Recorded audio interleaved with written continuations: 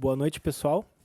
Então, a gente está dando continuidade aqui à capacitação para os conselheiros do Conselho Municipal de Política Cultural de Florianópolis. No primeiro, fazer um apanhado rápido aqui, no primeiro encontro, a gente teve o tema de Cultura e Desenvolvimento com a Rosemary Carvalho da Silva. No segundo encontro, a gente teve a presença do Alfredo Manevi, que foi o tema de Políticas Públicas, da Histórico no Brasil e Administração Participativa. E hoje, no terceiro encontro, a gente vai focar nas políticas culturais a nível nacional e a nível municipal. Na primeira fala, a Heloíse Delanhello vai falar um pouco sobre a política cultural nacional. E na segunda fala, a política cultural municipal, com o nosso conselheiro Fábio Garcia. E, posteriormente, a gente vai fazer um fechamento com o Anderson Abreu, que vai fazer esse fechamento em nome do Conselho. É uma parte, a gente vai mudar um pouquinho, hoje não vai ter essa abertura. O fechamento é importante para a capacitação nesse sentido de fazer um apanhado geral do que foi discutido nesses três encontros. Então, bem-vindo a todos. Obrigado, Anderson, pela presença. Fábio, Heloíse, né? Então, já de imediato, passo a palavra a Heloíse Delanhello.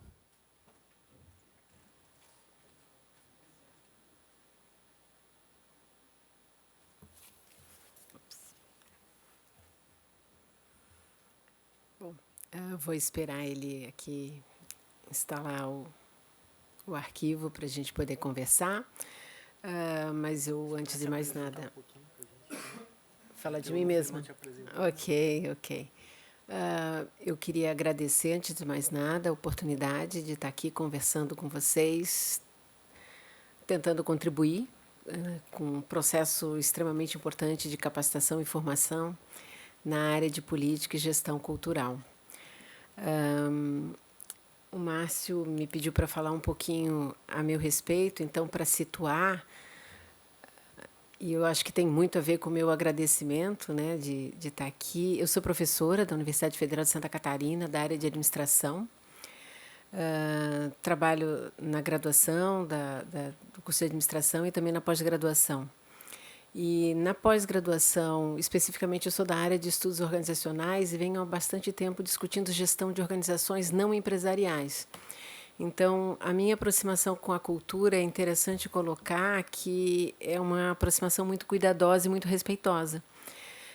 Há muito tempo eu venho da minha formação de mestrado e doutorado discutindo gestão de organizações alternativas, que seriam gestão de organizações não lucrativas, organizações não empresariais. E o campo da cultura sempre foi um campo muito interessante para a gente olhar e aprender a respeito desse assunto. Então, é por aí que tem a minha aproximação com a área da cultura, de alguém da administração, que foi buscar em outros campos que não da indústria, que não das empresas, olhar processos organizativos. Isso tem bastante tempo, já tem uns 19 anos, pelo menos de 2000, onde eu me firmo nessa discussão. Eu faço parte, coordeno aqui na Federal de Santa Catarina, na pós-graduação de administração, um grupo de pesquisa chamado Observatório da Realidade Organizacional. Sim, sob minha supervisão, alunos de graduação com trabalho de conclusão de curso, iniciação científica, mestrandos e doutorandos, todos com trabalhos circulando o tema da gestão de organizações culturais, políticas públicas da cultura. E também, além dessa atividade de ensino e orientação na pós-graduação, 2011, 2012, eu tive um envolvimento muito forte num projeto de extensão patrocinado, financiado pelo Ministério da Cultura, que foi formação, capacitação e apoio técnico na elaboração de planos estaduais de cultura. Foi uma experiência muito rica. Uma série de professores, a UDESC também participou, professores da UFSC, mestrandos e doutorandos. A gente trabalhou no Brasil inteiro, apoiando tecnicamente, orientando a elaboração de planos estaduais de cultura. E, em seguida, também participei do projeto aí coordenado pela Federal da Bahia, que foi continuidade desse de apoio técnico aí aos municípios, apoio à elaboração de planos municipais de cultura. Eu fiquei responsável pela região sul e Sudeste, São Paulo, Rio, os estados do Sul, junto com as outras universidades, a Federal da Bahia, Minas Gerais estava também participando. A gente fez esse processo e também participei de um projeto muito interessante que eu comentei na abertura desse evento, que foi um projeto de formação e capacitação em administração pública da cultura, coordenado pela Rosemary Carvalho da Silva, que esteve aqui na primeira noite, que foi oferecido primeiro presencialmente a conselheiros e gestores municipais de cultura do Rio Grande do Sul, isso 2013, 14 e 15, e depois foi oferecido em ensino à distância para todo o Brasil nos últimos 2 anos. Um projeto muito interessante de capacitação e formação na área de administração pública. Então, esse é um pouco da minha trajetória e de onde eu estou falando para estar conversando aqui com vocês a respeito do assunto, né, que a gente se propôs. Eu agradeço porque essa aproximação que eu tive por meio dos projetos de pesquisa e da extensão no Brasil, ela foi muito rica em tentar ajudar um pouco com esse conhecimento técnico da área de administração, mas também aprender muito sobre a realidade que existe na área da cultura em todo o país.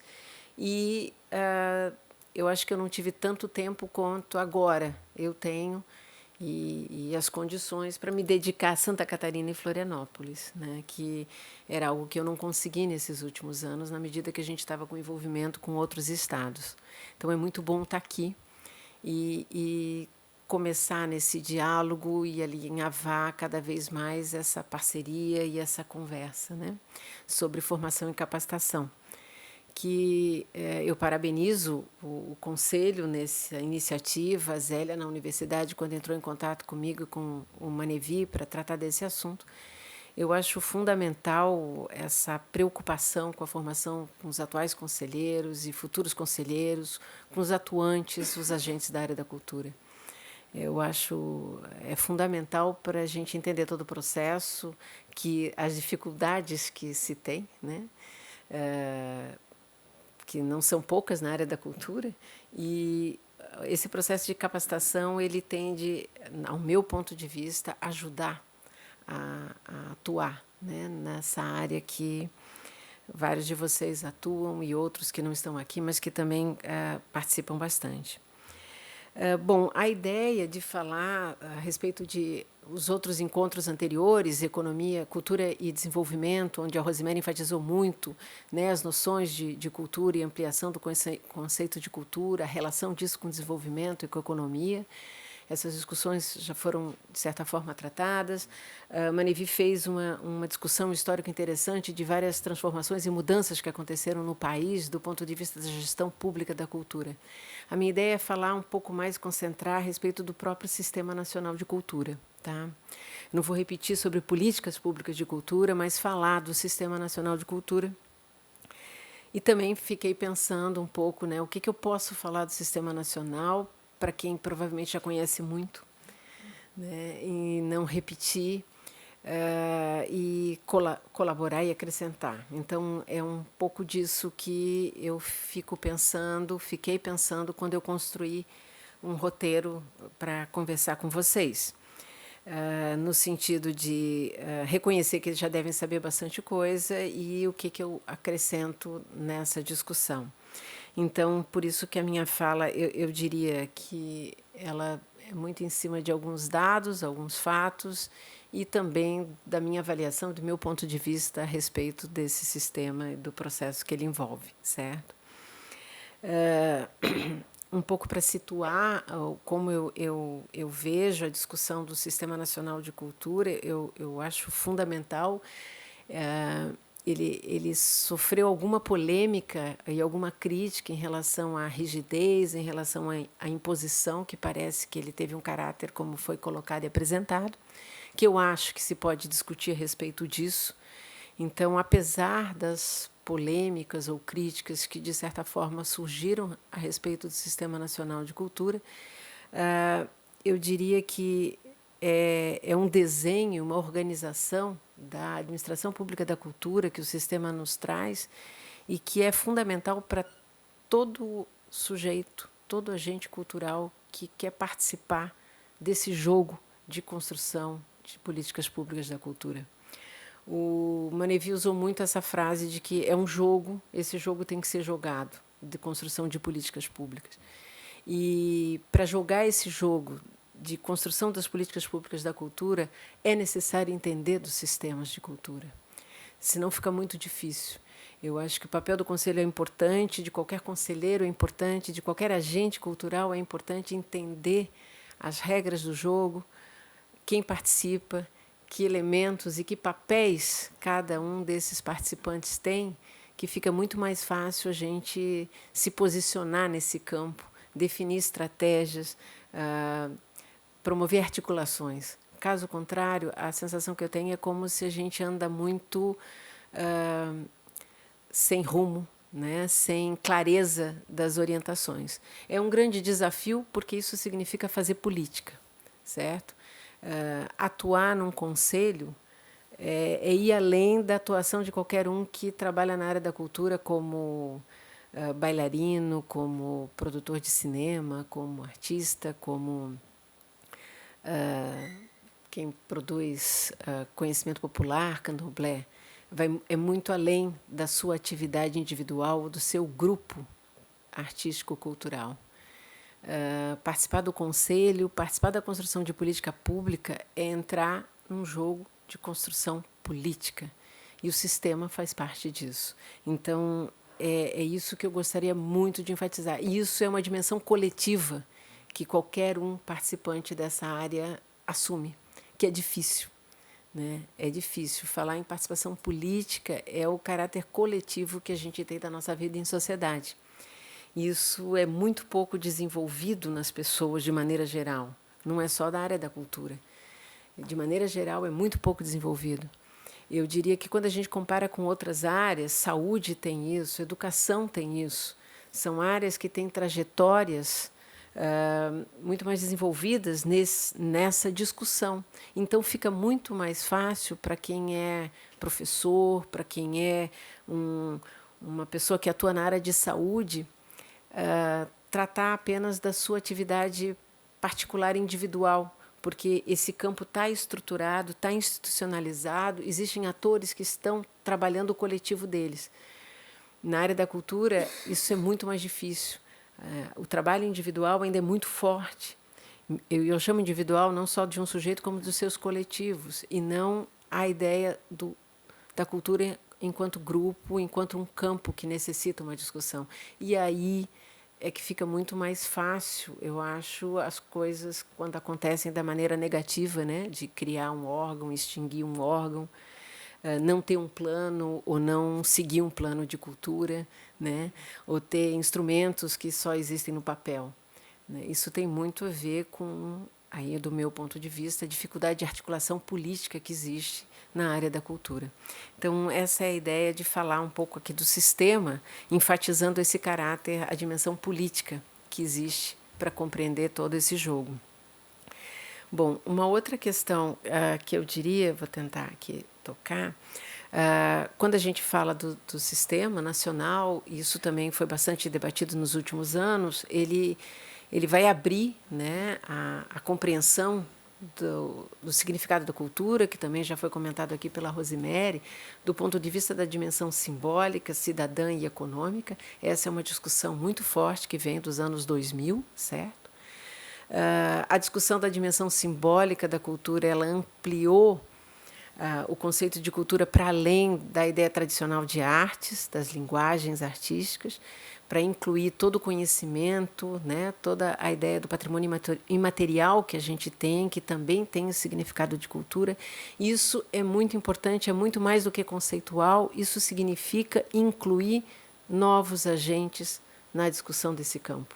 Na hora que eu amplio a compreensão do que é cultura, a gente vê no país sendo considerado pessoas, produtores e agentes culturais que antes não eram considerados atores e participantes do campo da cultura, certo? E aí significa que tem novos participantes e uma dinâmica muito mais rica acontecendo. e nada simples também, né? Novos participantes, mais diversidade, mais conflito, mais diferenças, e o esforço de conseguir chegar em acordos e pontos comuns não foi mais fácil, né, por causa disso. Então, é toda a beleza, que eu diria, né, da riqueza da diversidade e a dificuldade de lidar com isso. Então, essa abertura do conceito de cultura significou, para a dimensão simbólica da cultura, significou isso. A discussão da dimensão cidadã de não ser perdida, né, entender cultura como direito. Então, isso significa acesso, né, significou, nesse tempo todo, a preocupação com acesso. Então, a população, de maneira geral, a sociedade, de maneira geral, ter acesso. A liberdade de produção e expressão artística é muito importante, que está relacionada à dimensão cidadã, e a questão de participação também da sociedade na construção de política pública. Então, a dimensão cidadã envolve esses elementos de direitos. Isso implica em discussões que acarretam nesses três temas, pelo menos, né? E a questão econômica também, de pensar cultura e a sua relação com economia, não só do ponto de vista do que pode agregar em termos materiais na sociedade, mas também na dimensão social e política. Eu digo isso porque foram discussões fortes. Me parece que, muitas vezes, para a gente entender do ponto de vista prático, no que eu falei desse jogo, é a inclusão de ideias e de sujeitos, né, e atores que vão estar, né, participando dessas discussões. Então, a discussão da economia coloca atores importantes em estarem interessados no debate da dimensão simbólica e a dimensão cidadã também. Bom, outra questão que envolveu a construção, né, e o que é o Sistema Nacional, é o envolvimento do governo federal, os estaduais e municipais e toda a sociedade civil, né? Esse desenho também é muito conhecido. E ali o que eu chamo, né, de um contexto de democratização do país, que eu queria chamar a atenção, é que, apesar da lei do sistema, todos sabem que é de 2012, ele é todo um processo que foi construído muito tempo antes, e aí construído dos anos 2000, mas para a gente entender que também um processo anterior, que foi colocado um pouco, Manevi chama a atenção, de processo de redemocratização no país, que ele vai acontecer final dos anos 80, e que nos anos 90 acontece muito pouco em termos de práticas participativas da sociedade, né? A gente vê uma ideia de uma democracia muito mais representativa, a ideia do direito ao voto, né, de escolha de representantes, e nem tanto a ideia da democracia participativa, onde os sujeitos são chamados, a sociedade civil chamada a construir a política pública. Isso anda muito pouco durante a década de 90, e é nos anos 2000 que isso vai se intensificar. Não só na área da cultura, é onde o número de conferências no país aumenta muito.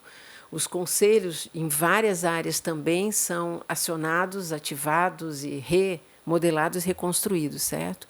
Então, para a área da cultura não é diferente. Então, ela também está no bojo dessa discussão, né? Então, a área de meio ambiente também, o número de conferências e conselhos, eles vão estar acontecendo. Que tem muitas críticas também, que depois se pode discutir o caráter efetivamente participativo e contributivo do processo, né? Que se pode dizer, mas a cultura também está inserida. Isso tem a ver com o plano de governo. O governo Lula, quando se instala, ele já coloca no plano de governo, assume esse caráter, né, da democracia, da participação da sociedade civil na construção de políticas públicas, assume a construção e implementação do Sistema Nacional como uma arquitetura, um desenho capaz de implementar essa proposta de democracia na sociedade brasileira, certo? Não acontece de imediato, mas isso é interessante, que é uma série de ações, né? Se a gente vai ver, seminários de cultura acontecem a partir dos anos 2003, a instalação das comissões setoriais de cultura 2004 na Funarte, que é colocado como as primeiras articulações de artistas representantes dos mais variados segmentos contribuindo para a construção de políticas públicas. Em 2007, a instalação do Conselho Nacional de Política Pública.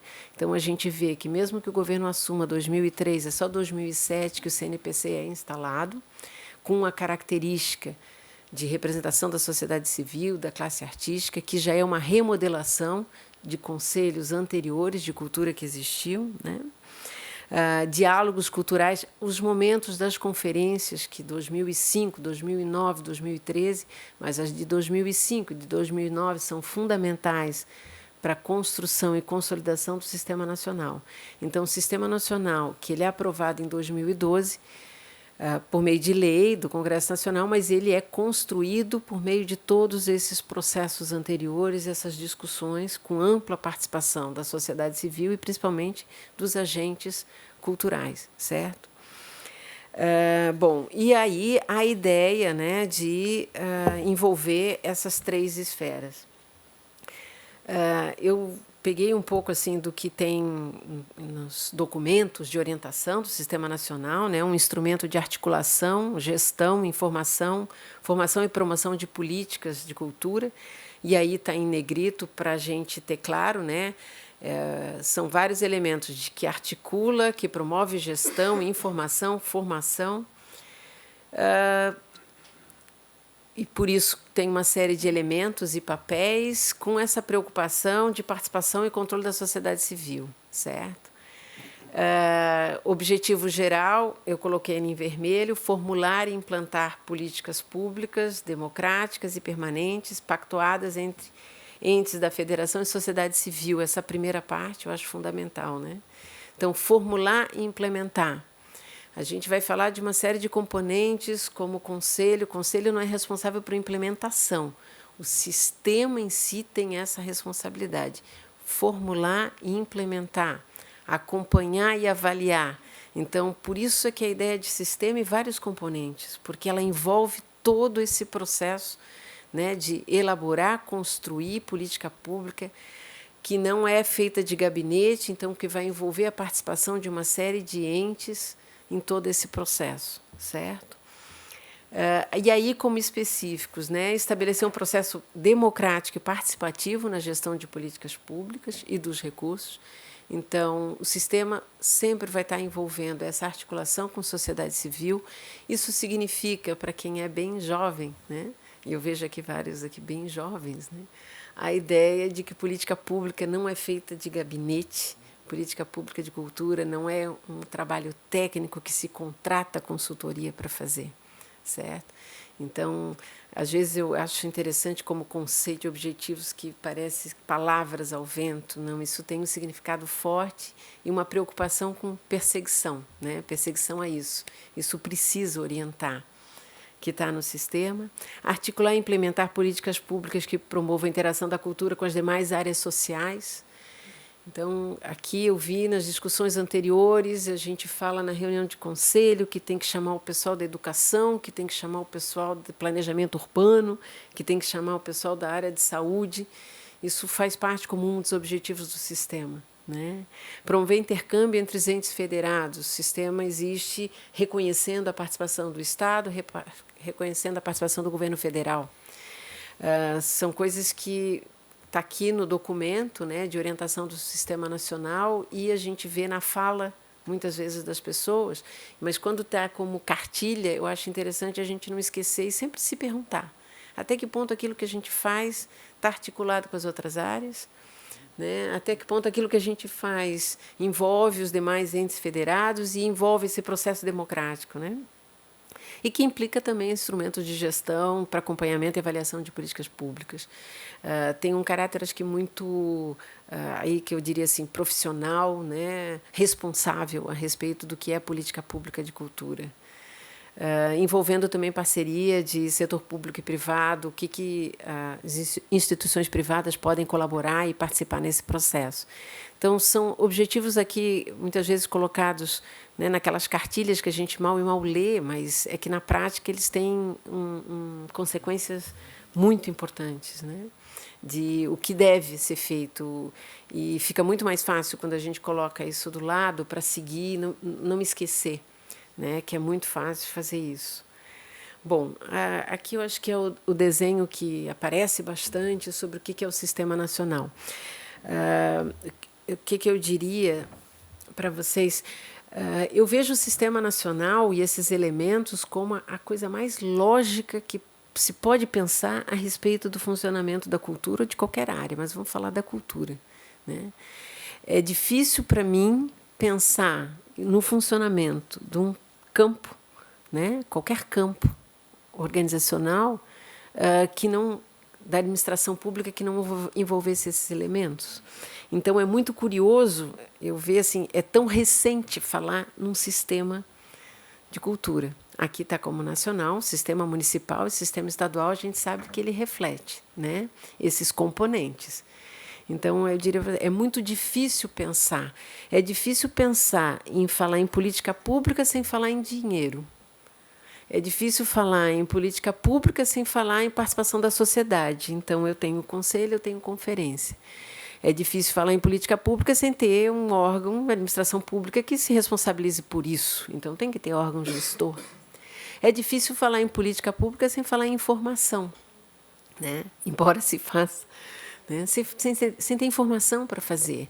Então, a gente vê como esses elementos eles são questões absolutamente elementares para a gente pensar política pública da cultura de maneira responsável, de maneira séria, né? Então, é difícil falar em política pública, de qualquer área aqui, vamos falar da cultura, sem a gente considerar que existam esses elementos. E é triste a gente pensar que muito tempo se fez e se faz nesse país política pública sem esses elementos.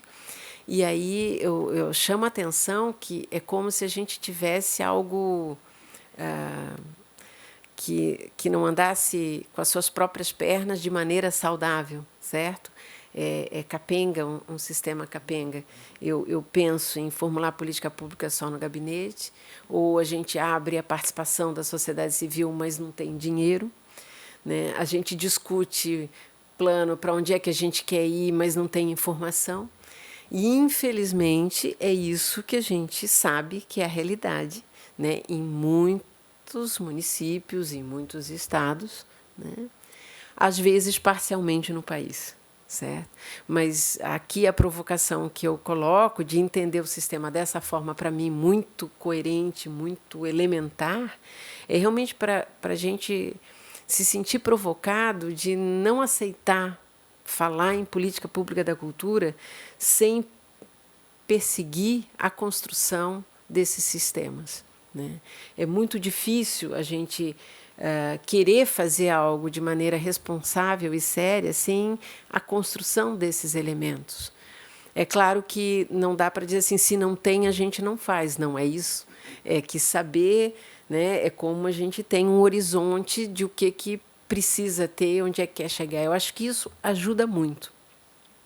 O que eu falei do papel de conselheiros e pessoas que atuam na construção das políticas públicas é uma atividade para além daquela de agente cultural, de quem trabalha, né, nos seus projetos, coordenando festivais, né, conduzindo suas escolas de formação, né, de artistas, ou transmitindo saberes das suas famílias, dos seus grupos culturais. Na hora que a gente participa da arena, da discussão pública, é importante a gente saber dessas outras questões, que vai muito além do meu saber, do meu fazer artístico, certo? E isso eu acho fundamental nesses processos de formação. Esse que eu acho um grande desafio para todas as pessoas, né, que atuam na área da cultura. E além daquele seu conhecimento, que é muito rico, muito importante, conhecer muito a sua área, conhecer muito o seu fazer, mas na discussão desse jogo de construir as políticas públicas é entender desses outros aspectos, certo? Então, aqui, assim, uma passada, né? O órgão gestor de cultura, Eu tentei colocar ali com algumas imagens, nada muito feliz e muito criativa, porque o domínio dos recursos assim é uma coisa fantástica, mas eu admito, né? Eu só tenho algumas ideias, mas a capacidade de concretizar. Mas me ajudem, as imagens me ajudam, né? Então, ali do órgão gestor, ele é considerado aqui, e tem todo um material que e nesse ponto o Ministério foi muito bom, o Ministério da Cultura nos anos 2011, 12, 13, de produzir muito material de orientação, né? Então tem orientações sobre isso com esses elementos e que vai distinguir alguns desses elementos como os elementos que têm papéis diferentes de coordenação, papéis de pactuação, deliberação, né, e papéis, instrumentos de gestão. Tem essas divisões que ajudam a gente a entender qual é o tipo de atuação, né, e qual é o que faz cada um desses elementos. E aí eu vou tentar acrescentar um pouco nesses pontos, né. O órgão gestor de cultura ele é responsável pela coordenação de todo esse desenho aí, né. Então, é um desenho, é uma estrutura que organiza a administração pública da cultura. Eu resumiria isso. O sistema nacional, estadual e municipal é uma estrutura, um desenho que organiza a administração pública da cultura. Aí eu pensaria assim, o que o conselheiro iria pensar? O que eu tenho a ver com a administração pública da cultura? O conselho faz parte da administração pública da cultura. E, por isso, qualquer conselheiro teria que entender de administração pública, certo? Não é fácil, né? A gente já faz um monte de coisa e aí mais isso que você está colocando, mas é verdade. Essa é a ideia de jogar o jogo melhor, né? Jogar bem o jogo. Tá? E aí o órgão gestor ele é o responsável pela coordenação de todo esse sistema, de todos esses elementos. É um papel fundamental, é um papel importantíssimo. A gente vê o esforço que o governo, a partir de 2003, implementa nesse sentido, foi muito forte, e o Ministério da Cultura, nesse sentido, foi fundamental.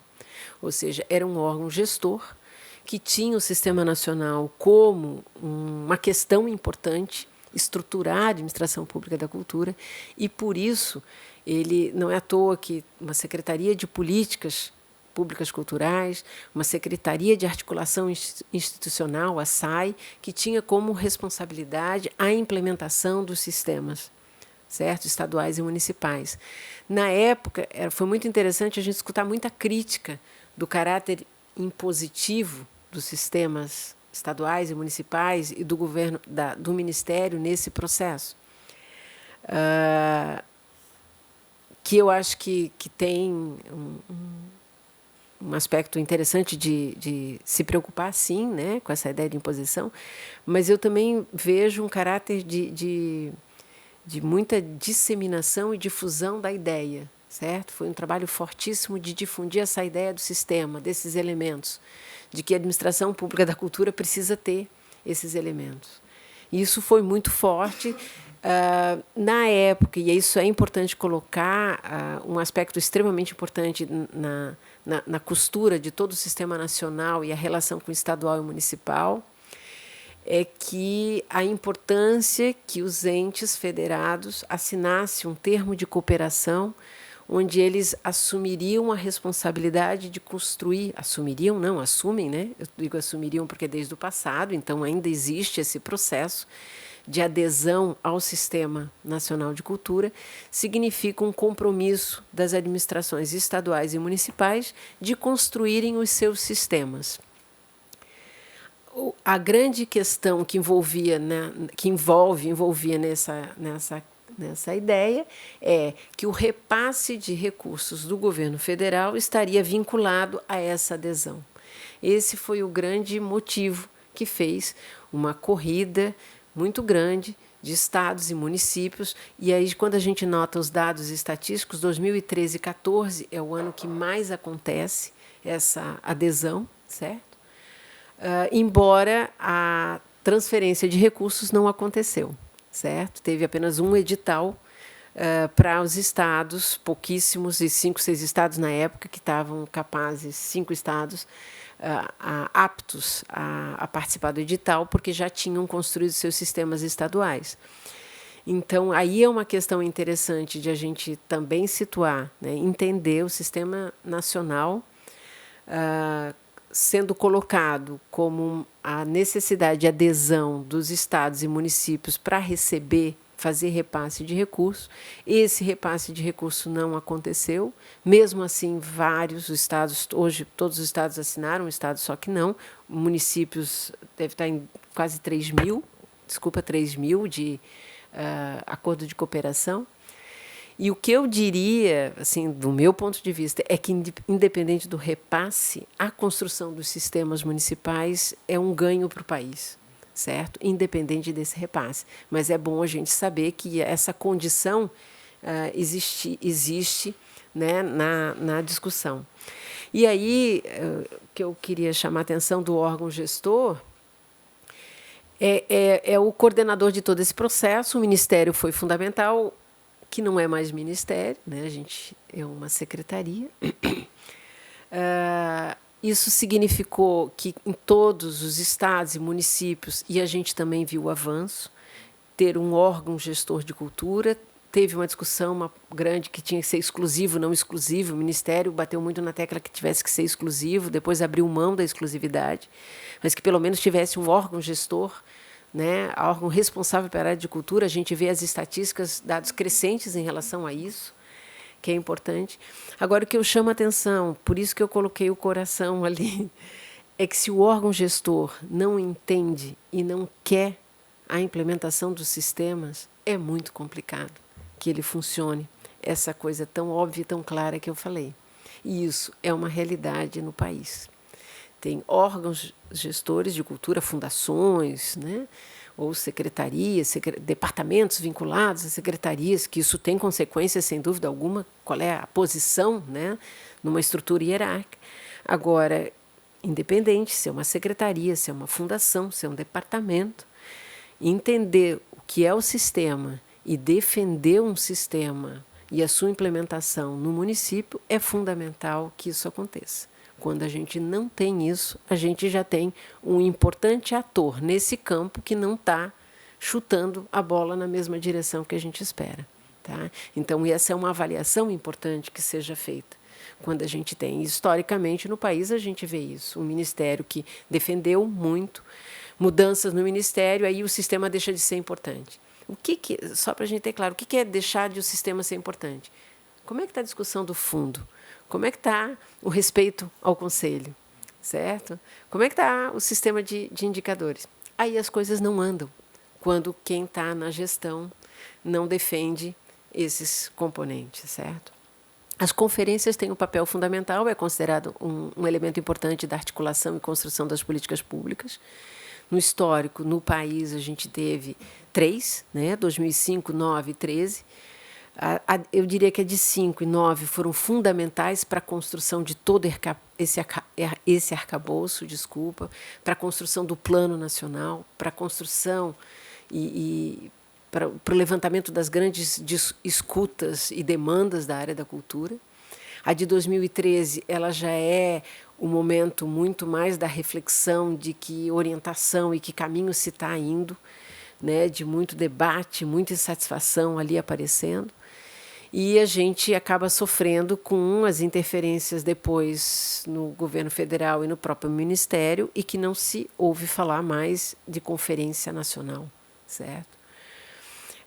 Agora, o que a gente sabe é que, independente do nacional, estados e municípios têm a sua autonomia e aí continuam com esse processo de organização, certo, da cultura por meio de conferências, que seriam reuniões extremamente importantes de escutas. Cada um desses elementos a gente pode ter discussões intermináveis, certo? Como foco em cada uma delas, não é o caso aqui. E a conferência é uma delas, que também, nos últimos 2019, pelo menos nos últimos 3 anos, discussões sobre a necessidade de rever o formato, rever a própria dinâmica, né? Agora, é importante encarar a ideia da conferência como um espaço importante de discussão, de deliberação, de pactuação. que não pode ser perdido, né? A ideia de haver esses eventos onde grandes bandeiras são levantadas. A articulação política de todo o campo social é muito importante. Na cultura não seria diferente, por isso conferências têm esse papel. Outra instância importante aqui de articulação e deliberação e pactuação são os conselhos de política cultural. Eu vou deixar para falar para o final, certo? Mas são considerados os 3 elementos: conferência, conselho e as comissões intergestores, como os 3 elementos importantes de pactuação, articulação e deliberação. Comissão intergestores é o que pouco avançou, que chama-se tripartite e bipartite. A tripartite envolveria os 3 níveis: governo federal, representantes dos gestores estaduais e municipais, e as bipartites, que seriam nos estados. Municípios não teria isso, certo? Isso eu acho que tem muito a ver com a articulação entre gestores estaduais e municipais de cultura, o quanto se fortalecem ou não, e a interlocução importante que tem, mas atuando muito pouco. Dos elementos que aqui também eu acho que dá para destacar, eu tentei colocar em cor diferente, que são considerados de gestão, né? Instrumentos de gestão: plano, Programa Nacional de Formação, Sistema de Informações e fundo, né? Falando do fundo, primeiramente, uma discussão que foi colocada, uma questão, o Manevi colocou, de uma bandeira levantada pelo ministro Gil, imediata, né, de aumento do orçamento do percentual da cultura, como uma bandeira fundamental assumida pelo órgão gestor, né?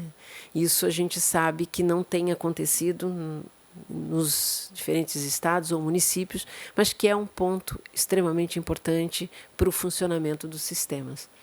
Depois eu tenho alguns dados de quantos municípios, né, têm leis de fundo. Tem município que tem a sua lei de fundo. Florianópolis passa por isso, de ter aprovado um percentual e não necessariamente isso está sendo cumprido, né?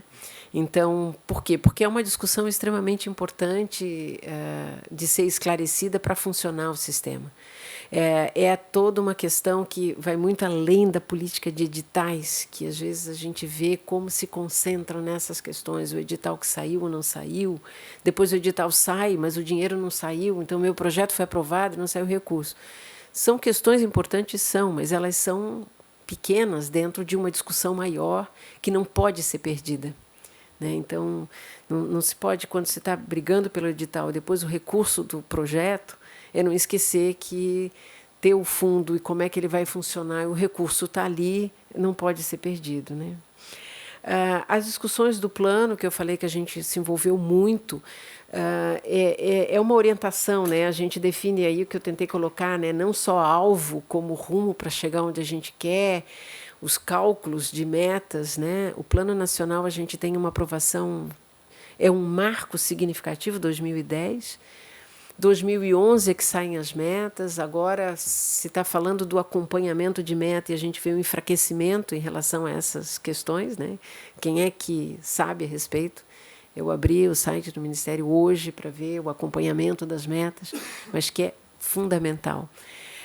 Eu diria assim, tem dificuldade? Sim, né, de que não se ouve falar, mas pelo menos lá tem agora, né? Tem um documento de plano, tem metas, então a gente tem argumentos e elementos para uma crítica, para um debate muito mais qualificado. Então, essa é a ideia de plano, né? De a gente ter um instrumento que direcione a gestão e que não fique ao sabor de quem está ocupando o cargo e vá, né, direcionar as ações, né, definir programas e projetos e ações de acordo com o que entenda, né, de cultura, e que isso tenha sido articulado e pactuado por um número maior de interessados, e que também não só a classe artística e a participação da sociedade, de maneira geral, é fundamental. A gente participou da construção e apoio técnico de elaboração, processos assim fantásticos de empenho, dificuldades, formalismo, né? copia e depois corta e cola no outro documento. Isso tudo aconteceu nesses 3, 5 anos aí que a gente viu, mas, sem dúvida alguma, o que nós encaramos como um processo de aprendizado. A construção de planos, a gente sempre disse que é um processo técnico e político. Técnico porque envolve dados, informações, né? Dinâmica de escutas, elaboração de documentos, e político porque também envolve demandas, definir prioridades, né? Ocupar espaços, certo? Então, a gente sabe perfeitamente assim, hoje, ter um Plano Nacional de Cultura que foi construído durante muitos anos. A aprovação se dá em 2010, mas para quem acompanhou sabe que em 2005, pelo menos, ele já vinha sendo construído com levantamento de demandas. Uma questão extremamente assim, importante quando a gente fala em planos, e a nossa experiência mostra, levantar demandas, abrir para escuta, lista de desejos, né, é o que mais aparece. O que se faz com uma lista de desejos? É um trabalho fenomenal, né? A disputa de que cada um quer a sua frase lá, o apoio à feira, né, da Santa Madalena, do município tal, e vai tirar isso. Não é fácil, e aí, não, mas se a gente tira isso, tal participante não vai se sentir contemplado. Bom, mas a ideia é que eu consiga juntar várias demandas de vários setores, não é para atender um grupo específico. E todo esse processo, ele é técnico, porque na hora que eu vejo apoio a evento, falta espaço, eu começo a ver o que tem de similar, o que tem de diferente, né? Mas também é político, porque as pessoas querem se sentir ouvidas. Então, a dinâmica da construção de planos não foi um processo simples, não tem sido, mas é um processo de aprendizado extremamente interessante. A ideia o Plano Nacional, ele sai com 274 ações, certo? E depois isso chega em 53 metas, um ano depois. O trabalho de transformações dessas 274 ações para 53 metas foi pesadíssimo. Aí foi um trabalho técnico de servidores do Ministério, contrataram consultoria e aprovado pelo Conselho, certo? Vai em audiência pública. Ou seja, foi um trabalho sério, com empenho, certo? Com o órgão gestor apoiando, dando estrutura para ser feita, né? A gente observou isso, o que é gestor estadual e municipal que apoia a construção do plano, ele coloca estrutura para que isso aconteça, para elaboração, para contratação de pessoas, né? Tempo disponível, caso contrário é impossível. Então, a gente viu a diferença que fez. Estados que têm trajetória de participação, Bahia dá um show, porque tem uma trajetória de participação e articulação, fica muito mais fácil do que estados e municípios que, historicamente, nunca tinham feito uma reunião. Mas isso é o que é o país, né? E isso é o que é importante cada um conseguir entender essas diferenças, certo? Bom, para não me alongar muito, né, chamaria também a atenção aqui das outras 2 componentes importantes da gestão. O Programa Nacional de Formação da Área da Cultura avançou muito pouco, mas que é um outro elemento considerado até, como é que eles chamam? Opcional, né? Faz parte opcional como instrumentos de gestão. O plano e fundos são considerados elementos obrigatórios, mas são opcionais o Programa Nacional, um programa de formação e o sistema de informações, né? Eu acho curioso. Primeiro, o sistema de informações, o famoso SNIC, para vocês terem uma ideia, desde 2011, quando eu comecei, 2010 e 2011, comecei a conversar com o Ministério sobre o projeto de apoio à elaboração de planos, a gente discutia com o Ministério a necessidade desse sistema de informações. Passou ano, entrou equipe, saiu equipe, e esse sistema não conseguiu. Agora a gente tem mapas, está sendo chamado mapas culturais, né? A gente entra em sistema SNIC, vai dizer que são mapas culturais, é o que o Ministério está chamando, né? O pessoal vai lá, se cadastra. Eu tenho no mapa cultural ali, hoje, olhei, 64.197 agentes, 16.997 espaços culturais e 2.237 projetos. Eu acho que esses números já demonstram a precariedade que a gente tem das informações que ali estão, certo? Não reflete o que é. E isso é assim, um sinal da grande dificuldade. Eu também vi aqui uma discussão na semana passada a respeito de levantamento de dados, observatórios culturais. Esse é um nó e é um entrave, né, para a área da cultura. É não ter informações para balizar e orientar a gestão, a elaboração de políticas públicas, depois o acompanhamento. E, para mim, a ideia do SNIC, ou dos mapas culturais, é isso. Aí a gente tem notícias de mapas culturais em vários estados, Bahia, São Paulo, Rio Grande do Sul, cada estado tentando fazer. A ideia não era que cada estado fizesse o seu, porque a ideia era que todos alimentassem um nacional, porque senão é duplicar, né?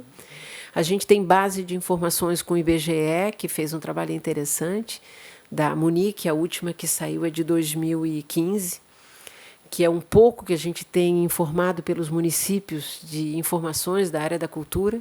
Ali é muito pouco, mas é alguma coisa. O IPEA também nos dava algumas informações, mas que é um elemento, por isso que eu disse opcional, mas que é elementar. Quando a gente discutiu elaborar plano de cultura, do ponto de vista da universidade, dos professores, foi muito difícil dizer assim, como fazer isso sem informação. Do ponto de vista do planejamento, não existe, né? Mas, assim, concretamente, foi muito interessante. As equipes nos municípios e nos estados, elas falavam em objetivos, estratégias, ações e metas, que são os elementos do plano, sem ter uma discussão anterior, que era o diagnóstico, que era o levantamento da realidade da cultura no estado ou no município. Então, é igual aquele trabalho de aluno que te entrega a parte 2 sem ter feito a parte 1, né? A fundamentação teórica não precisa, a gente vai a campo coletar dado. Eu digo, mas como, se tu não entende ainda do assunto, né? Foi mais ou menos isso. É claro que a gente sabe que, de um ponto de vista empírico, né, a sensibilidade das pessoas que trabalham na área da cultura conhecem, mas isso não é suficiente para balizar decisões que são muito importantes, né? Então, assim, só para a gente ter clareza dessa necessidade é uma briga importante, é uma questão que não se pode abrir mão, né? E o programa de formação, houve algumas ações do Ministério nesse sentido, que eu falei que eu participei do curso, o Ministério patrocinou cursos, financiou efetivamente, que foi fundamental, e nesse primeiro momento, de 2012 em diante, alguns cursos, 17 cursos no país, com parcerias com as universidades que foram muito importantes e principalmente orientados para a formulação de políticas públicas e gestão cultural. Embora a ideia de um programa de formação na área da cultura também envolvesse a formação de profissionais da área da cultura, certo? Das linguagens artísticas, mas nos primeiros anos o olhar foi para a formação em gestão e políticas culturais, num reconhecimento forte que saiu até nas conferências de que essa é uma grande deficiência, que é o que eu tinha comentado, né? Se tem uma série de sujeitos que participam do campo da cultura e entendem pouco dessa discussão de política e gestão, então o Ministério tentou, isso parou tudo, né? Foi uma pena, projetos interessantes, baratos, porque gastou-se muito no começo, para produzir material, para produzir, né, plataformas que depois poderiam ser utilizadas, ainda podem, mas que, de certa forma, também esperava a atuação de estados e municípios fazendo a sua parte, né, dos seus próprios programas e as suas próprias orientações da formação na área da cultura, certo? Bom, isso aqui, eu tentando um resumo, e eu vou fechando para passar. Eu coloquei aqui alguns dados só para a gente, do Meta 1 e Meta 2, né, que era o Sistema Nacional, em 100% das unidades da federação e estados, né, e Distrito Federal, e 60% dos municípios.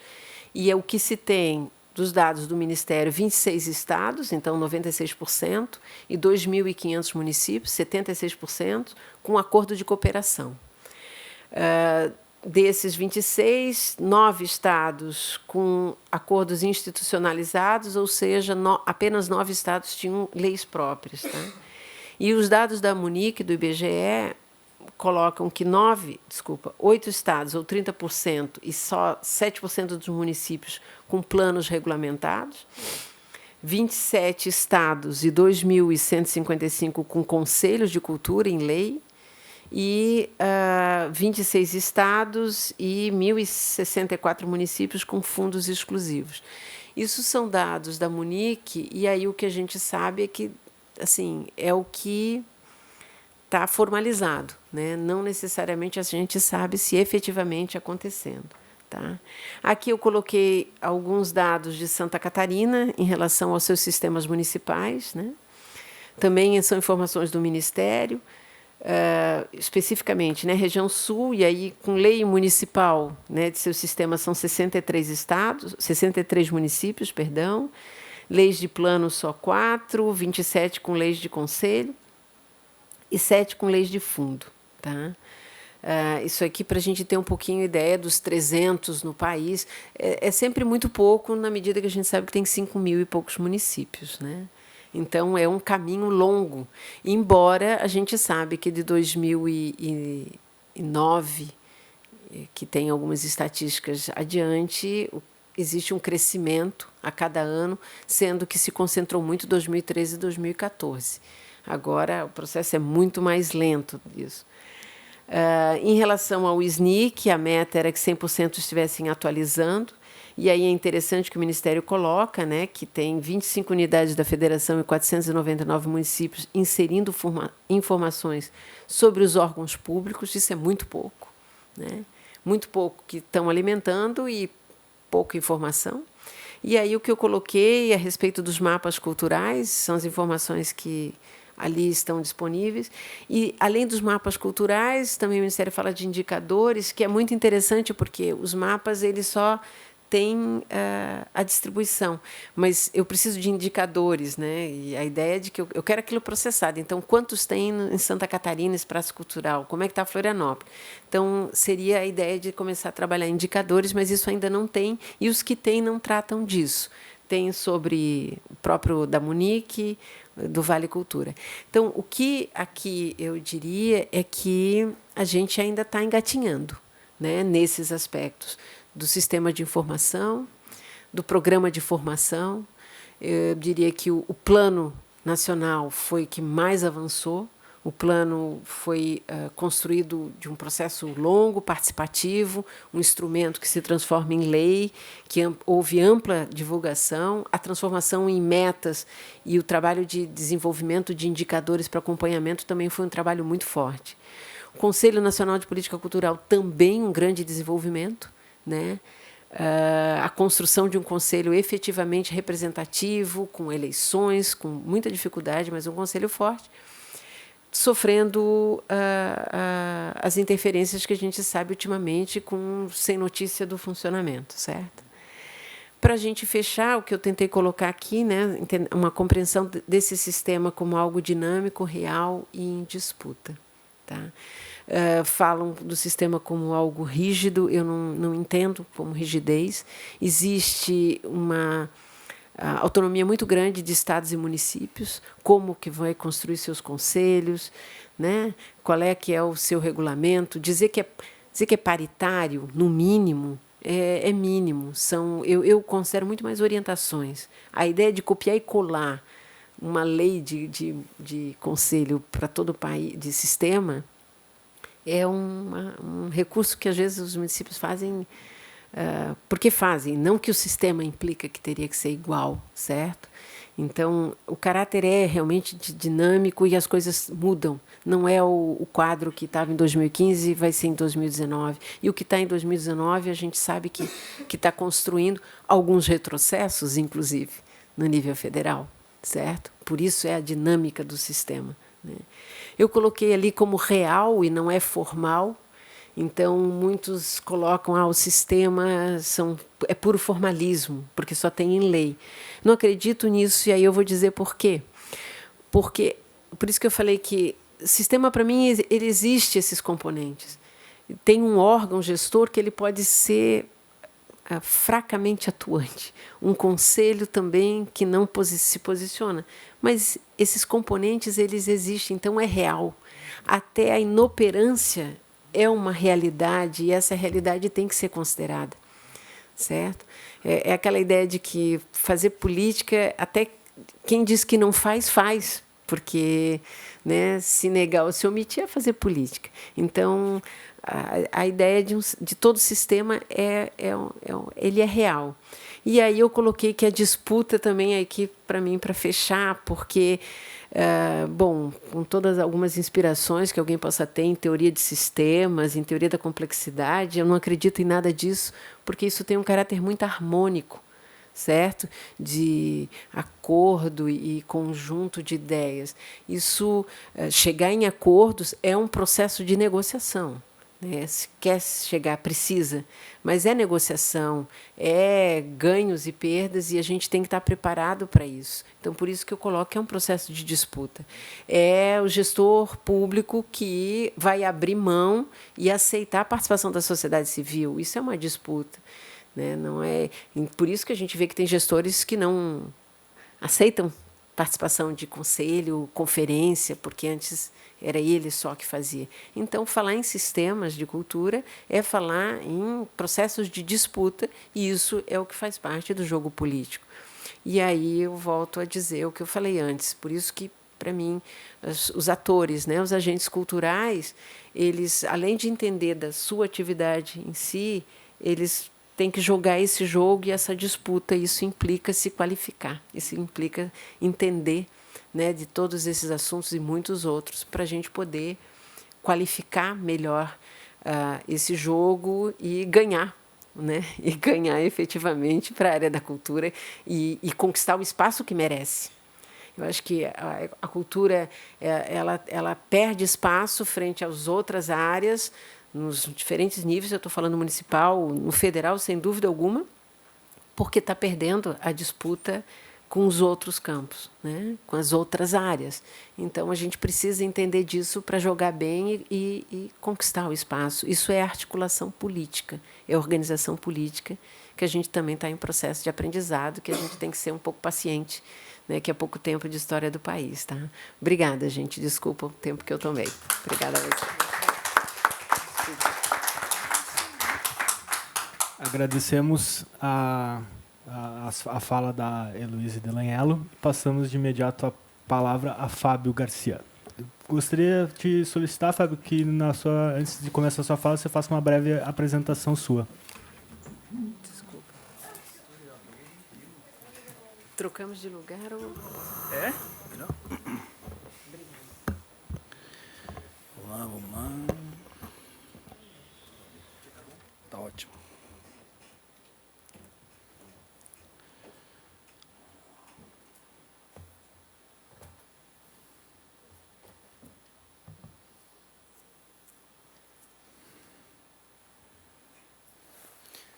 Ok? Então, boa noite. Quero agradecer ao Conselho, ao Márcio, ao Anderson, aqui em nome da Fundação, da Prefeitura, né? Secretaria de Cultura, Esporte e Juventude. Dizer a vocês que é sempre um prazer imenso poder falar para e sobre esse Conselho, né? Então, é algo que me envaidece muito e me orgulha, porque eu não sou desse campo. E, como bem disse a professora Heloísa, o Conselho precisa qualificar os seus membros, né? Então, se hoje eu posso ocupar esse espaço, é porque eu fui uma pessoa qualificada por essas pessoas. Então, já queria dizer da eficiência do nosso Conselho, né? Que em tão pouco tempo ele consegue passar as informações, os instrumentos necessários para a atuação política dentro do município. Lembrando que a gestão de cada membro da sociedade civil se dá geralmente em 2 anos. Né? Então, fazer essa renovação ela é sempre muito requer aí um exercício de continuidade bem sério, né? De muito compromisso. Bom, sou Fábio Garcia, membro do Conselho, estive já como presidente de 2016 a 2018, atuo basicamente dentro da área da cultura negra, né, que é mais meu foco de atuação, historiador e atualmente mestrando no curso de Educação da Universidade Federal de Santa Catarina. Bom, dito isso, vamos lá. Então, estamos às vésperas da oitava Conferência Municipal de Cultura de Florianópolis, tendo como tema Cultura e Cidade. Este ano, nós não faremos, nas pré-conferências, né, nós não teremos aqueles eixos norteadores. Uma, porque a nossa conferência, desde a última, nós já descolamos da nacional, né? Como não tem conferência nacional, nós estamos reelaborando a nossa dinâmica interna, o que é muito interessante, porque mostra o quanto que o Conselho Municipal tem feito de autonomia e provocado outras dinâmicas de organização e de gestão, né, para além daquelas estabelecidas pelo Sistema Nacional, né? Bom, então eu não vou entrar aqui na questão da conferência, mas dizer para vocês que teremos, então, algumas reuniões de pré-conferência regional, pensando aí os mais diferentes lugares de Florianópolis, e haverá também 2 pré-conferências nas universidades públicas, a UFSC e a UDESC, agora para o mês de setembro de 2019. O nosso campo municipal da gestão cultural se dá pelo sistema municipal. Então, nós temos em Florianópolis o Conselho, o Plano Municipal, o Fundo Municipal, a Secretaria, né, a Secult, e a realização das nossas conferências. Basicamente, essa é a minha fala em cima desses 5 pontos aqui. Os 3 primeiros, né, é o CPF, compõem o Conselho, o Plano e o Fundo, que são os 3 elementos básicos e obrigatórios para qualquer sistema nacional. Os outros componentes eles são agregadores, né? Mas esses aqui, os 3 são os principais para início de qualquer funcionamento de sistema municipal. Bom, o nosso Conselho foi instituído por uma lei de 2009, tá? Ele é um órgão deliberativo, consultivo e normativo, de atuação e de cooperação direta com a Secretaria de Cultura e com a Fundação Cultural de Florianópolis, Franklin Cascais. A composição nossa ela é paritária, sendo 15 representantes do poder público e 15 da sociedade civil, né? Atendemos aí as áreas de teatro, dança, audiovisual, música, artes visuais, patrimônio cultural, humanidades, cultura popular e tradicional, cultura negra, moda, produtores culturais, cultura digital, circo, contação de história e arte e educação. E lembrando aqui, fazendo coro à professora Heloísa, que me antecedeu, é um campo em negociação, é um campo em disputa, né? Então, a cada conferência, a sociedade civil ela pode estar alternando e mudando essa composição dos representantes da sociedade civil, né? Isso aqui não é algo determinado e fechado. O funcionamento do Conselho se dá por meio das suas assembleias ordinárias e extraordinárias. As ordinárias acontecem, geralmente, às primeiras segundas-feiras de cada mês, geralmente às 19 horas. Algumas ações desenvolvidas pelo Conselho. Não peguei aqui para a ideia de gestão, mas mais pelas ações gerais, tá? Então, o Conselho ele se debruça para a análise de projetos de lei, geralmente encaminhadas pela Câmara Municipal de Vereadores, como também pelo Poder Executivo. Ele solicita melhoria, né, nessa questão do IDCult, que é o nosso Sistema Municipal de Informação, nosso mapa da gestão da produção cultural. Solicitação de comitê, coisas que o Conselho se debruçou e já veio fazendo, né? Então, solicitação de implementação do Comitê Gestor do Plano Municipal de Cultura, acompanhamento de ação do Ministério Público sobre a inconstitucionalidade do inciso 1º do artigo 4º do Fundo Municipal de Cultura, lembrando para quem não acompanhou esse debate todo, em 2016, 2017, por volta desse ano, o Ministério Público foi provocado sobre uma questão de inconstitucionalidade de um dos artigos do nosso Fundo de Cultura, né? Depois a gente vai ver isso lá na frente. Então, isso ainda é uma matéria em análise no Ministério Público, não tem uma decisão fechada, né? Então, até que se tenha uma decisão final, nós temos uma lei vigente da forma como que ela foi aprovada lá, primeiramente na Câmara. Bom, o Conselho também se debruça para a organização, revisão, publicação e atualização do Plano Municipal de Cultura. Tá? Aqui houve uma mudança, aqui, na verdade, um erro aqui de digitação, mas o nosso plano, ele é um plano decenal, criado em 2013, pensado até 2023, né? E aprovado em 2016, 2015. Então, só na largada a gente já perdemos 2 anos, né, de execução do plano. Planejamento das conferências de cultura, e agora em 2019, então, estaremos realizando a 8ª conferência. Este conselho também organizou, acredito que o primeiro livro sobre legislação, equipamento e plano de cultura em âmbito nacional, tá? Proposto por o Conselho, não por um órgão gestor, isso é importante frisar. Esse material está disponível no site da Prefeitura, no link do Conselho. E ele realiza periodicamente as suas assembleias ordinárias. Então, só lembrando, né, que nós temos, entrando basicamente no plano, né?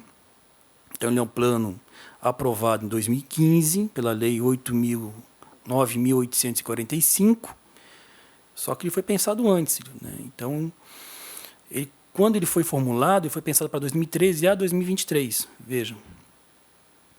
Ele é composto por 10 objetivos principais, e para a realização desses objetivos foram elaboradas diversas metas e ações de curto, médio e longo prazo. Em 2018 para 2019, foi constituída uma comissão que fez a análise dessas metas de curto, médio e longo prazo. Bom, aqui a realização e a nomeação de comitê de implementação e fiscalização do plano ocorrido em 2017. E aí nós passamos para o sistema de financiamento à cultura do município. Então, nós temos 3 instrumentos legais aí, os principais, que é o Fundo Municipal de Cultura, a Lei de Incentivo à Cultura e os recursos destinados à Fundação de Cultura Franklin Cascais, né, que é alimentada por 3 peças aí financeiras, que é o orçamento, financeiro e empenho. Então, o Fundo Municipal de Cultura, ele é de 2010. O seu artigo 1º diz que fica instituído, de acordo com a Lei Federal número 4.320, de 64, o Fundo Municipal de Cultura de Florianópolis. Isso aqui está certo? Eu estou lendo aqui, estou preocupado. Mas é o que está na lei, né? É o que está na nossa lei. Vinculado à Fundação Cultural de Florianópolis, Franklin Cascais, destinado ao financiamento direto a projetos culturais apresentados por pessoas físicas, pessoas jurídicas, é isso mesmo, de direito público ou pessoas jurídicas de direito privado sem fins lucrativos de utilidade pública municipal. Isso é o fundo, né? Constitui receita do Fundo Municipal de Cultura. Então, inciso 1º, dotações orçamentárias que sejam destinadas pela Prefeitura Municipal de Florianópolis, com os parâmetros mínimos de 0,7% e no máximo de 1% da previsão da receita anual do imposto sobre qualquer serviço de qualquer natureza, o ISS-QN. Bom, então, é esse sobre os parâmetros, pode ver que está sublinhado, dá para ver daí do auditório. Em cima dessa palavra parâmetros é que foi ajuizado a ação de ADIM lá no Ministério Público. Então, segundo a denúncia, esses parâmetros eles criam uma súmula vinculante. E essa súmula vinculante é que é inconstitucional no que se trata de dotações financeiras do município para a área da cultura. Tá? É questão de interpretação por parte do Conselho, né? O Conselho, na época, entendia que isso era uma questão de interpretação jurídica, porque ele não estabelece, não determina que seja. Ele diz que é um parâmetro, né? Tem que criar um parâmetro, vai depositar quantos por mês, por ano? Então, há um parâmetro para isso. Bom, então, isso que está ainda em análise no Ministério Público, não tem decisão final. Tá? E a lei do Conselho, ela existe. Por muito tempo houve um burburinho, né, disse-me-disse na cidade, dizendo que o Florianópolis tinha só a lei do fundo, era inconstitucional. Ela não é inconstitucional. Está em funcionamento. Bom, e aí tem vários outros meios de receita, né? Subvenções, transferências, receitas de eventos, atividades, campanhas ou promoções. Tá? Então, o Conselho e a Fundação e a Secretaria podem utilizar desses instrumentos aqui, desses expedientes, como forma de arrecadar recursos para o fundo. O artigo 5º do fundo, lembrando, né, geralmente os editais, quando surgem, eles saem com os recursos dotados no fundo. Então, nós já tivemos um edital em 2012, um edital em 2018 e teremos um outro esse ano, 2019. Então, os editais de cultura, o recurso ele é transferido para dentro do fundo e dali do fundo que é retirado para pagar os proponentes. Então, 10% do total destinado para o edital, ele é destinado a cobrir os custos administrativos do fundo e da realização do edital. 30% do recurso alocado para o edital, ele fica destinado à Fundação Franklin Cascais para as suas atividades. E 60% desse recurso total é que é distribuído a título de premiação aos proponentes. Então, vamos pensar aqui, fazer uma conta bem simples. Digamos que tenhamos um edital de 1 milhão para 2019. Segundo a lei, R$100 mil é administrativo.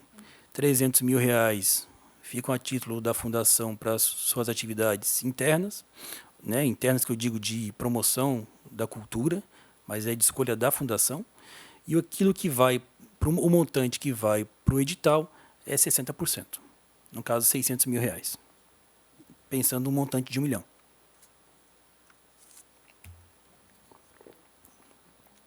Uma das formas de participação da sociedade civil junto ao fundo é através da comissão gestora do fundo. Né? Então, isso está lá no artigo 8º e diz que a comissão tem por atribuição orientar, administrar e fiscalização o funcionamento do fundo e é composto pelo superintendente da fundação, por 2 membros indicados por livre escolha do chefe do Poder Executivo e 2 membros da sociedade civil indicados pelo Conselho Municipal de Cultura. Então, a sociedade civil se faz presente por meio da indicação do Conselho. Né? Mais uma vez, a importância do Conselho aí na política, na gestão da política pública. Só relembrando, então, houve até o momento 3 editais. Lá em 2012, foram 10 áreas contempladas, com R$1.250.000 destinados à premiação. De 2013 a 2017 não houve repasse por parte da Prefeitura, então nesse período o Conselho ficou brigando de forma muito intensa e veemente junto à administração para que ela fizesse os repasses legais com base lá naquela lei, certo? Com base no 0,7% a 1% da previsão de arrecadação. Em 2017, houve uma conversa, uma sensibilização junto ao Executivo para a abertura do edital. Isso foi um acordo, uma discussão intensa e extensa dentro do Conselho. E foi acordado, então, para a abertura de edital em 2018, no valor de R$800 mil. E para este ano, há uma previsão de abertura digital com um valor aproximado de R$1.100.000. Tá? Isso aqui é um valor aproximado, tá, pessoal? Um outro instrumento de financiamento da cultura é a lei de incentivo. Não vou me adentrar muito nela, mas vou trabalhar só com o terceiro item. ela se caracteriza pela renúncia fiscal do município em até 20% do valor referente ao ISS ou IPTU. Tá? Então, geralmente as pessoas conhecem bem esse modelo, né? essa forma de captação de recursos. Aqui o proponente ele envia um projeto, ele é avaliado por uma comissão. Uma vez aprovado esse projeto, ele ganha uma carta de autorização para captação. Aí ele corre junto, né, as empresas do município que têm um ISS, um IPTU relevante e tentam ali então captar o dinheiro para o seu projeto. Só para vocês terem uma ideia, rapidamente aqui, o limite da renúncia fiscal, quem estabelece é a Câmara de Vereadores. Então, em 2017, a Câmara fixou como limite máximo de renúncia fiscal 1% da previsão orçamentária para o próximo ano, o que dava, na época, aproximadamente 7 milhões tá, de renúncia, que, em tese, as pessoas poderiam estar captando isso em projetos culturais. E aí, só para vocês terem uma ideia, em 2017, foram captados somente em torno de 2 a 3 milhões. Então, não chegou-se nem à metade do valor do limite do teto estabelecido pela Câmara de Vereadores. Tá? Então, sempre há uma demanda muito reprimida no que tange a lei de incentivo à cultura. E só voltando aqui, para quem não conhece ou nunca participou do processo, então, o processo de aprovação dos projetos e captação de recursos se dá em 3 momentos: a habilitação, a aprovação do projeto cultural e depois a captação. Daí depois, claro, né, a captação, daí tem a execução e depois a prestação de contas. Bom, na parte final dessa rápida apresentação, gostaria de trazer algumas provocações para a próxima gestão do Conselho, e dentre elas está a revisão da lei do Conselho, a revisão do regimento interno também do Conselho, fazer uma revisão da lei do Fundo de Cultura, acompanhar e fiscalizar as ações do Plano Municipal, acompanhar e fiscalizar os repasses ao Fundo Municipal de Cultura, acompanhamento e pressão, é que está a palavra pressão, porque nas rúbricas orçamentárias estipuladas lá na Câmara, e aí pensando a LDO, a Lei de Diretrizes Orçamentárias, que são para 4 anos, o PPA, né, que é o Plano Plurianual, e a LOA, que é a Lei Orçamentária Anual. São as três peças orçamentárias do município. Então é importante entender disso. Assim, o que a professora Heloísa falou antes aqui facilita muito a minha apresentação, né? A qualificação dos agentes públicos, né, que compõem o Conselho, ela é fundamental, porque se a gente não entender como funciona o sistema e aonde que a gente precisa fazer as pressões e em que momento que é necessária essa pressão, a gente perde o time da administração pública e aí a cultura fica realmente desassistida. Né? Lembrando que, como bem disse a professora, é um campo. Né? Então, como um campo de negociação, nós precisamos estar atuando e se movimentando constantemente nesse campo. Dizer para vocês que o Conselho ele tem e-mail, blog, site. Aqui temos uma secretária executiva muito atuante e muito competente, que é a Adeli Pazeto. Dizer para vocês que a gestão atual é comandada e presidida pelo Márcio Fontoura e que tem se empenhado muito nas ações do Conselho, porque o Conselho em grande parte, só um pouquinho, o Conselho ele trabalha, né, e se movimenta em grande parte de acordo com a disponibilidade, o entendimento e a expertise do seu presidente. Então, o presidente geralmente é quem dá o tom do Conselho. Claro que trabalho em equipe, trabalho com os demais conselheiros, mas geralmente é o presidente que faz que puxa o carro. Né? Então, eu queria parabenizar o Márcio por mais essa oportunidade de estar falando sobre o Conselho, pensando já ações de continuidade, né? Já é o segundo momento que o Conselho realiza uma capacitação, né? Mas é a primeira vez que nós estamos fazendo isso de uma forma que fique aí preservada para as gestões futuras. E queria mais uma vez agradecer a presença de todos e a oportunidade de estar aqui falando. Muito obrigado.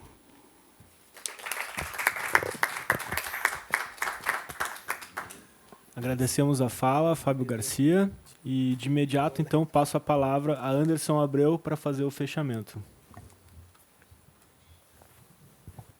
Boa noite. Boa noite a todos. Em primeiro lugar, quero agradecer o convite do Márcio por poder fazer esse fechamento. É um exercício de síntese extremamente hercúleo, né? De poder agregar tudo aquilo que foi falado nesses 3 dias de encontro. Ao mesmo tempo, também vou trazer algumas provocações, né? Afinal de contas, a gente não consegue sair ileso de um espaço de tamanha riqueza conceitual e de discussões como teve aqui nesses 3 dias, né? Bem, a minha formação é em filosofia, meu mestrado, doutorado, pós-doutoramento também foi na área da filosofia, mas com ênfase mais na área da estética e da epistemologia, né? Discutindo mais a formação propriamente de quem lida com a cultura, quem lida com a formação. Atualmente, eu trabalho na Fundação Franklin Cascais, sou servidor efetivo, concursado, e estou atualmente coordenando a Casa da Memória, que é um espaço de centro de documentação que trabalha com pesquisa e trabalha com a memória da cidade. Então, ultimamente, eu tenho dedicado as minhas atividades no município mais voltadas ao patrimônio, né, e à pesquisa, sobretudo.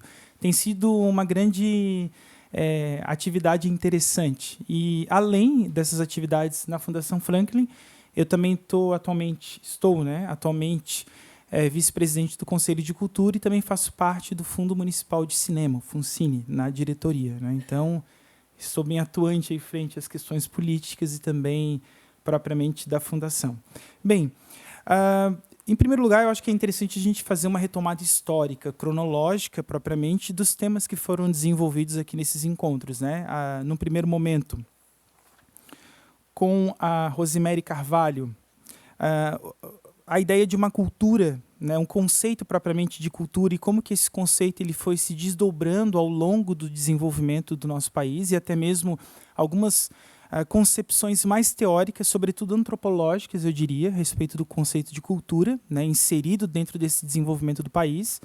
Depois, com o professor Manevi, uma discussão voltada à política pública cultural e como que foram ocorrendo as transformações ao longo das mudanças do nosso país, né? Então, de que forma que essas políticas foram se consolidando ou então se perdendo. Eu acho que isso o Manevi ele traz de uma forma muito brilhante.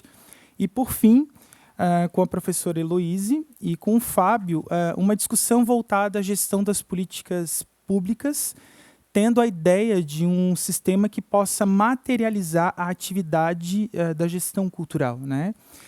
E eu vou dialogar mais com a fala da professora Heloíse, claro, com a do Fábio também, mas eu vou dialogar mais com a da professora Heloíse porque traz algumas questões interessantíssimas para a gente poder pensar o que o Fábio trouxe, né? O Fábio traz alguns dados empíricos, vamos dizer assim, algumas categorias mais empíricas dessa política pública no município de Florianópolis, e a professora Heloíse ela traz um panorama nacional e como que isso vai, de um certo modo, se consolidando também nos municípios e nos estados, né? A partir daí, alguns pontos, ao meu ver, são extremamente importantes para que a gente possa pensar a gestão das políticas públicas, né? Tanto em nível federal, em nível municipal, em nível estadual.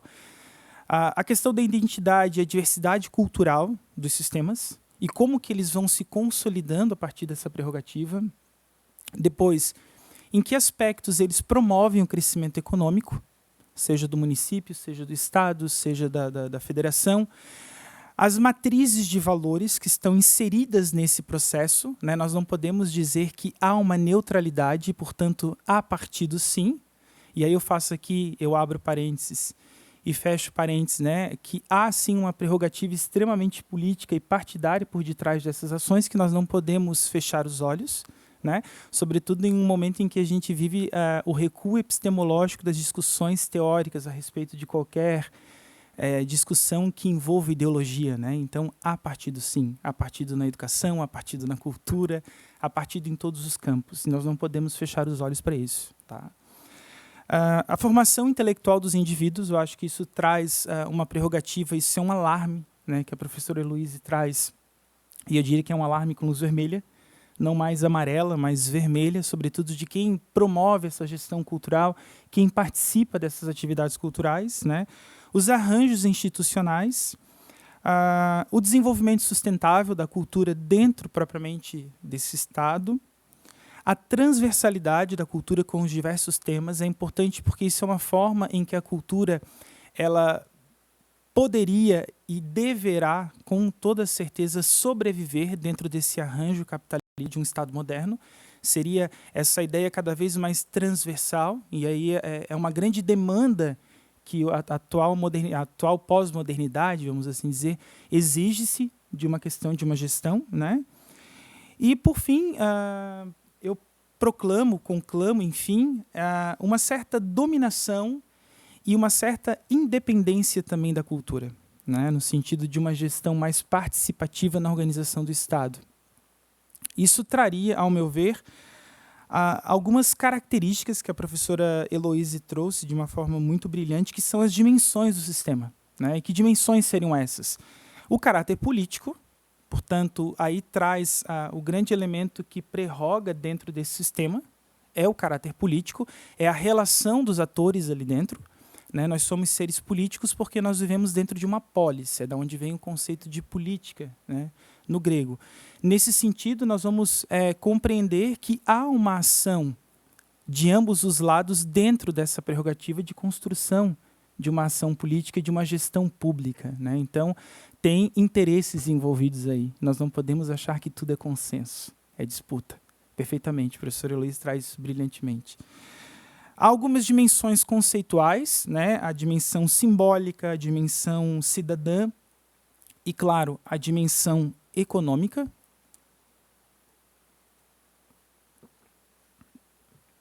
E eu diria que a dimensão econômica é o grande entrave desse processo todo, quando a gente percebe nos discursos hegemônicos atualmente uma certa crise, e toda ela voltada à questão econômica, né? Crise para quem e crise do quê? Essa é uma questão que eu acho que a gente tem que sempre fazer quando há essa prerrogativa econômica, né?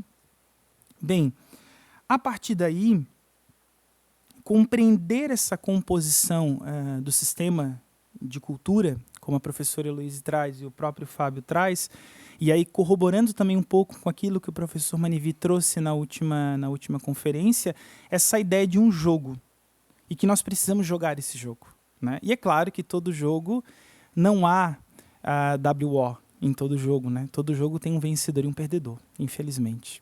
E aí, portanto, a disputa, mais uma vez, ela está inserida nessa relação. E eu diria que, conforme todo jogo, e aí eu vou trazer alguns apontamentos para que a gente possa pensar esse elemento estratégico do jogo quando a gente fala em política pública, sobretudo política pública cultural, né? Conforme todo jogo, além das estratégias que envolvem o jogo, há também as performances dentro dessa estratégia. Ou seja, como que nós iremos nos organizar enquanto coletivo, que demanda para, dentro desse jogo, algumas participações subjetivas para que esse jogo ocorra. Parece-me que cada vez mais o elemento subjetivo ele perde lugar para o elemento objetivo.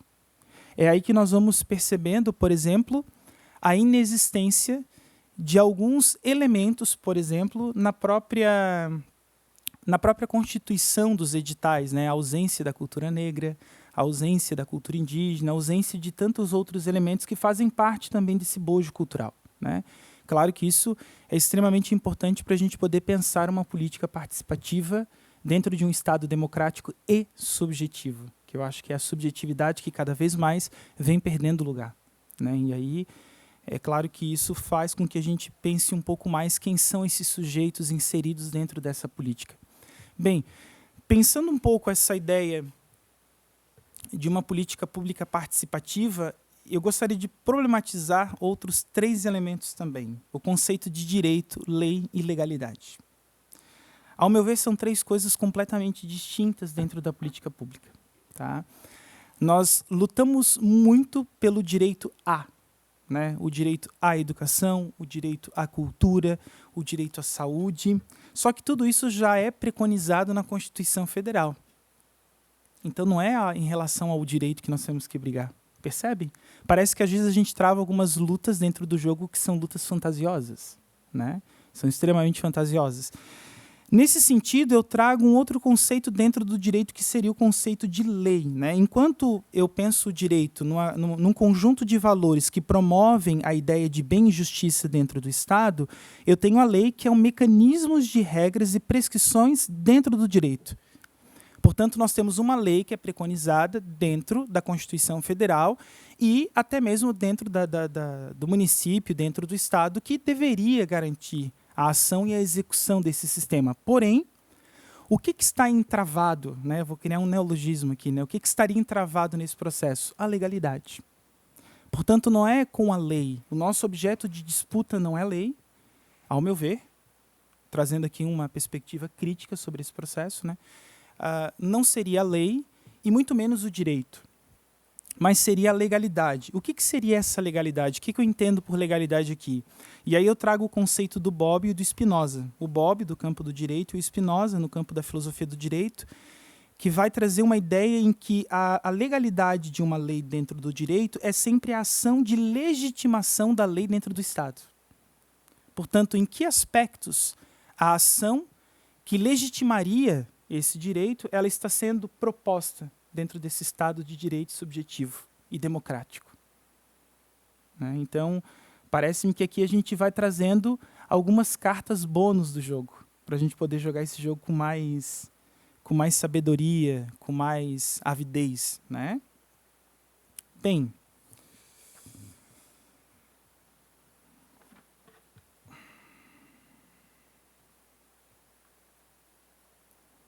e eu até trago essa questão do direito da lei e da legalidade, por exemplo, quando a professora Heloíse fala que nós temos um percentual aprovado, porém ele não é cumprido. Percebam? A lei está garantida, porém ela não é cumprida. Então não é a lei, mas é a legalidade da lei. Ou quando o Fábio fala que houve uma própria perda da largada do Plano Municipal de Cultura em Florianópolis por 2 anos. Opa, então não é a lei, é a legalidade desse processo, percebem? Então, cada vez mais, ao meu ver, nós vamos constituindo, ao fazer uma leitura como essa, de quais mecanismos existenciais desse direito, dessa lei, dessa legalidade dentro do Estado do Direito Subjetivo nós podemos enfrentar enquanto participantes de um conselho, que no caso é o Conselho Municipal de Cultura de Florianópolis.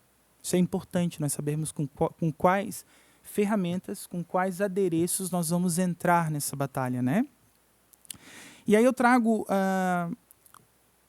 mais uma perspectiva do próprio Bobbio e do Spinoza para poder pensar a questão do direito, que seria a existência de um direito, seja no sentido fraco ou forte. Isso, ao meu ver, implica em observar o funcionamento do sistema normativo. Ou seja, o sistema da norma, o sistema da lei. Então, existe um sistema que deve prever o funcionamento dessa lei, é onde entra o Sistema Municipal de Cultura. Então, todo sistema é a legalidade da lei, que por sua vez, prescreve o direito dentro do Estado, que vai garantir o bem-estar, o conceito de justiça de todos que ali dentro vão estar. Né? Bem, só que para isso é importante a gente pensar 2 elementos importantes, o direito histórico e o direito vigente. Construir uma ação dessa legalidade frente a essa lei, a esse direito que vai se constituindo, é literalmente a gente comparar como que esse direito ele foi se constituindo historicamente dentro desse contexto e em que aspectos ele vai cada vez mais tornando-se vigente. A partir daí, nós podemos dizer que ao invés de nós estarmos lutando por um Estado privado, nós estamos cada vez mais alcançando um Estado de direito público. Porque aí, de fato, há uma prerrogativa e uma ação sistêmica desse sistema de atuação e de implicação na vida das pessoas que lidam com a cultura diariamente. Né? Bem, eu diria, portanto, que nós estamos numa etapa em que a lei e o direito não são mais objetos de discussão nessa atual conjuntura, mas a sua legalidade. Então, acho que por aí eu já trago uma bandeira extremamente interessante para a gente poder pensar, já que a minha fala é uma fala conclusiva, eu diria que é uma fala à guisa de conclusão, né? Não de concluir propriamente o processo, mas de trazer algumas reflexões, sobretudo para uma conferência que está por vir. Desculpa trazer a questão de temporalidade, Márcio, mas eu acho que é importante isso, né? De uma conferência que está por vir e até mesmo o que nós vamos conferir nessa conferência. É importante a gente ter claro qual é o objeto de conferência nessa conferência, né? E a partir daí é interessante a gente instaurar cada vez mais uma discussão que proclame os meandros da incapacidade e até mesmo da própria capacidade do sistema. E eu diria que tem duas frentes de incapacidade do sistema hoje aqui em Florianópolis, trazendo a fala da professora Heloíse e do Fábio. Tá? Seria o sistema de formação, claro, isso a gente está literalmente ensaiando aqui, a gente propôs, a gente vem buscando cada vez mais, e isso é uma fala muito presente na fala dos conselheiros, né? O que fazer dentro do Conselho de Cultura, como se constituir frente a esse universo, né? E até mesmo de quem está propriamente à frente da pasta. E o próprio sistema de indicadores, que também hoje em Florianópolis ele está engatinhando, mas que está acontecendo cada vez mais, tomando proporções significativas dentro da proposição, e que nós não podemos deixar. São duas frentes que, ao meu ver, nos ajudariam nesse momento a caminhar ou a jogar nesse jogo em relação à legalidade. E aí, por fim, eu gostaria de trazer aqueles três, eu não diria conceitos, mas categorias que a professora Heloíse traz, que eu achei fantástica, que é a ideia do dinâmico, do real e da disputa. Eu diria que todo Estado de Direito, isso a partir do século XVIII, quando a gente vai literalmente se constituindo enquanto Estado-nação, nós vamos perceber que o grande mecanismo de consolidação do Estado é o direito. É o direito. Tornar-se, né? Ele vai se tornando cada vez mais Estado pelo próprio direito. A partir daí, ele vai assumindo uma dinâmica. E aí, quando tu traz a palavra dinâmica, eu acho extremamente interessante, né? Ele vai cada vez mais tornando-se dinâmico. Dinâmico porque ele vai se transformando. E essa transformação ela é tão rápida, ela é tão tênue que nós não percebemos. E eu diria que para que a gente possa observar essa dinâmica de movimentação desse Estado de Direito, nós deveríamos entender que há uma categoria de totalidade implícita nesse processo, que é a aparência e a essência. Por mais que essa dinâmica ela aparenta-se dentro de uma perspectiva de um movimento, dentro desse elemento essencial existe uma disputa em que o Estado o tempo inteiro legitima nas suas ações uma concepção de um Estado hegemônico a partir do momento em que ele traz os interesses de alguns grupos e torna aquele grupo, aqueles interesses como um interesse legítimo. E aí, portanto, ele começa a construir a sua relação real dentro desse processo de constituição de um direito, né? Então, aqui nós temos claramente a ação, a vida, o elemento existencial do Estado de Direito dentro desse processo em que a gente vai constituindo-se a partir do século XVIII, né? E aí a professora Heloíse trouxe de uma forma muito brilhante, né? As minhas contribuições de fechamento seriam essas, né? Sobretudo algumas mais propositivas, para que a gente possa, de fato, pensar a partir daqui, já que hoje é o último dia, e esse último dia ele deve deixar gostinhos, né, de que nós precisamos saborear tantas outras coisas importantes para que a gente possa caminhar dentro desse Estado de Direito que cada vez mais perde a sua subjetividade e assume uma objetividade. Era isso. Obrigado.